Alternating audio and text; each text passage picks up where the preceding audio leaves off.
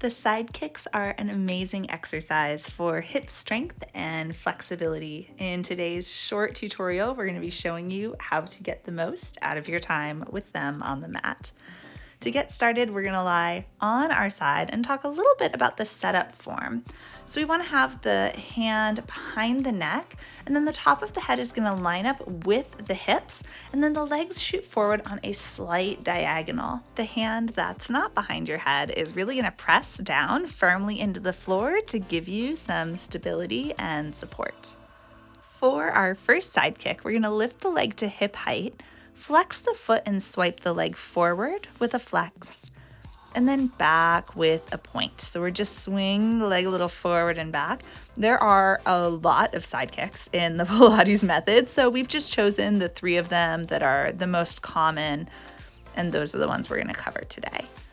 So one thing we want to avoid here is letting the body kind of fold or letting the knee bend as a result of this swing. So you can see that I'm kind of just letting my leg do whatever. I'm not really holding it firm. So really send some tension through that leg. And then as you flex it forward, have it hit about the height of your elbow, and then reach it back nice and far, keeping your body firm the whole time. And if that means you can't kick as far forward and back, that is okay. We would rather see that than letting the body kind of swing and get bossed around by the movement of the leg, right? We want the body to be in charge, and then the leg is going to move with control and really anchor at the hip.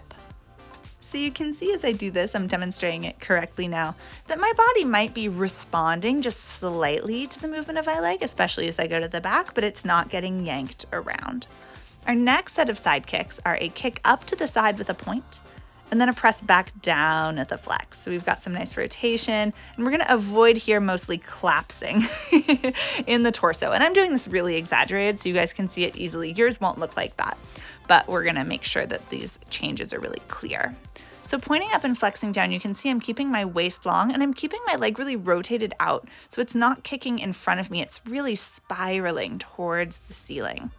Another common thing that I see here that I want to address is often in an effort to get this high kick, people will really whack their leg up there. And you can see it makes them lose control in their body. And again, I'm exaggerating, but you can see I'm really kicking my leg as high as I can, but I'm sacrificing good posture and a straight leg. So even if your leg can't come as high, I want you to really focus on keeping the abs strong, the posture lengthened, and then the leg is really going to move in isolation.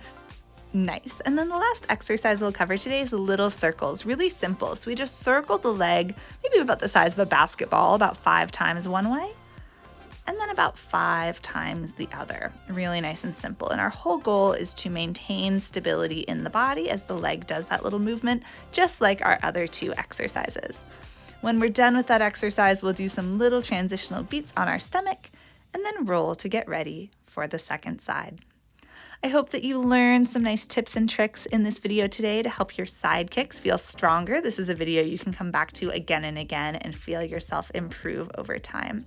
I would also love to give you some personalized feedback in my online mat classes. I've linked those up for you in the description below.